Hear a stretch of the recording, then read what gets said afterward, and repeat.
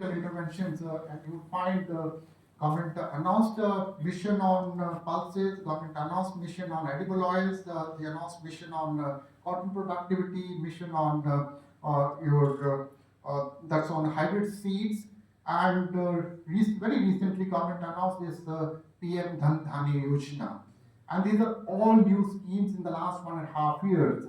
So that means the intention of the government is very clear that technology is going to be a driver for agriculture growth, and then we have digital infrastructure for agriculture. So we have a lot of focus on innovations in agriculture. So our government is putting a lot more focus on technology, but as I said that it can't happen with the public funding. We need to bring on board the private sector in certain areas so that we make it much more effective. The second is, the government is also putting a lot of focus on infrastructure development. And I think you would agree with me that in the last 10 years or so, you would find our road infrastructure both in the urban areas, you talk about national highways, you talk about expressways, but I think more important is look at the rural roads actually. And I think they have completely transformed our economy, both the rural economy and the urban economy. Today, our transportation costs in terms of look at if you're traveling from let's say 500 kilometers, you can just tell that how much time it's going to take. So that saves you time, that saves you energy cost. So infrastructure, there's a lot of focus on infrastructure, both in the rural and urban infrastructure. And for agriculture, irrigation is the most critical infrastructure, and you will find that in the last 10 years, if I look at the gross irrigated area as a percentage of gross the crop area, it has increased from about 45% to 55%, almost 10 percentage point increase in the last 10 years. And if I compare it to the last previous 10 years, it was only 3%. So you could see almost 3.5 times increase in expansion of irrigation. And I think, irrigation, and Madhya Pradesh is a unique example where we have seen that two things. One is the focus on irrigation, and second is focus on procurement. They have transformed the whole economy of Madhya Pradesh. And so that's one area where government has put a lot of focus on that.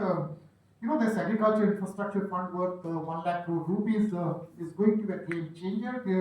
We are talking about creating that basic infrastructure at the production level and at the village level or at the cluster of villages, and whether it's the storage or it's the grading or packing, whatever the basic infrastructure around that infrastructure is required.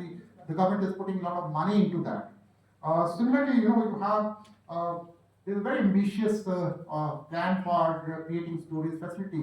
Today our farmers are compelled to sell their produce because they have less holding capacity. They don't have the storage space. So once something comes into the, once they harvest that, they just take it to the market, and there's a flood of that market arrivals and the price is depressed. So government is creating one of the world's largest storage infrastructure in the rural areas, particularly in the cooperative sector and involving farmers. So I think these are the major initiatives of the government for strengthening infrastructure, primarily looking at agri and rural areas.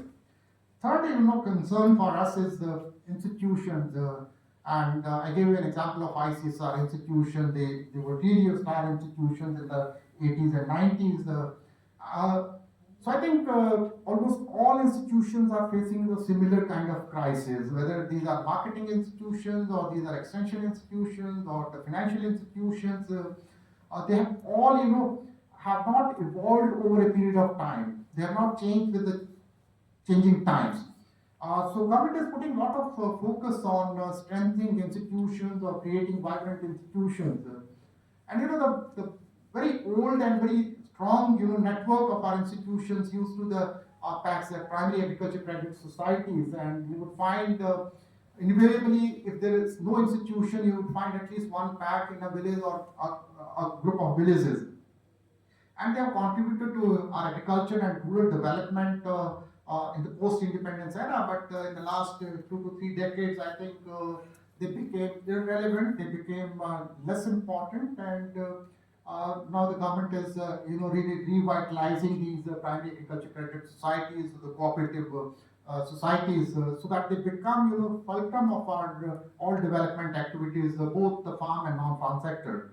So there's a lot of focus on strengthening these primary agriculture credit societies.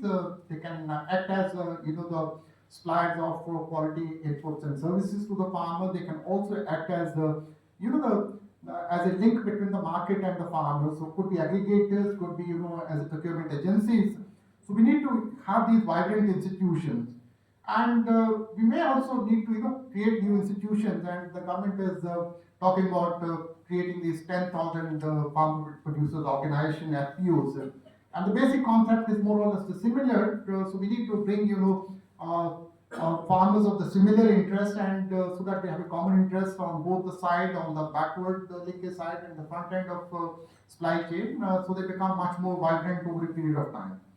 So this agriculture startups is again a very new concept. In the last 5 to 6 years, you would find there are large number of startups which have got into agriculture, and you would find IIT graduates, IIM graduates leaving their jobs and getting into startups, particularly in the agri space. And I see a great hope in those startups. So I think these are the kind of institution like strengthening extension institution, marketing institutions. So government is putting a lot of focus on creating new institutions and revitalizing or strengthening the existing institutions to create a linkage between our producers and the market, so that they become much more vibrant kind of institutions. There's also a focus on strengthening the financial institutions, because the credit is one area where I think our farmers are at a disadvantaged position. So if I look at total flow of credit to agriculture, we are quite happy in terms of it has increased manifold in the last 2 decades or even more than 2 decades. But still, our small and marginal farmers or tenant farmers, they are still not a part of our formal financial institutions. So we need to create certain models where we are able to, at least take on board these marginal and the small farmers or tenant farmers. So there's a need to, strengthen our rural financial institutions and reorient their mindset. Government is also, providing interest subsidy for, so if you repay your loan on time. So these are all incentives to make timely repayment of your loans as a habit. And I think these are the kind of initiatives where government is trying to, ensure that farmers get credit on nominal terms. And one of this PM Kisan, where farmer gets 6,000 rupees per year as a direct benefit transfer.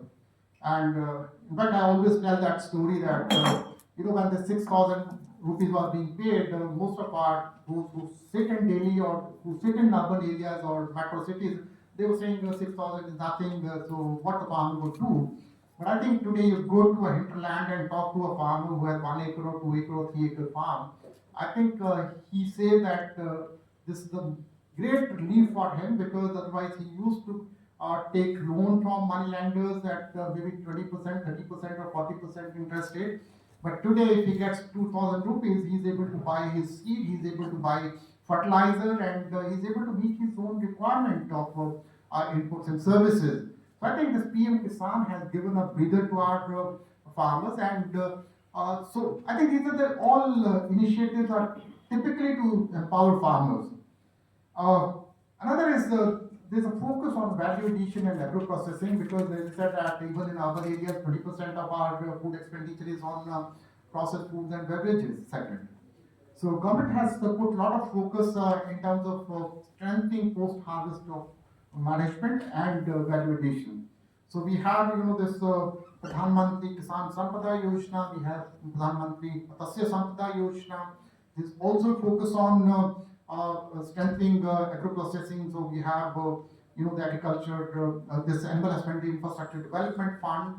Then we're also talking about strengthening post-harvest infrastructure, both in the high value agriculture and the other segments also. There's also productivity. This a PLI scheme for agriculture. So the focus is primarily to move from primary production to to the secondary, and then to the much more value addition. Because today, if you look at our composition of our exports, we are primarily exporter of either the primary products or maybe very primary processed products. We have not got into a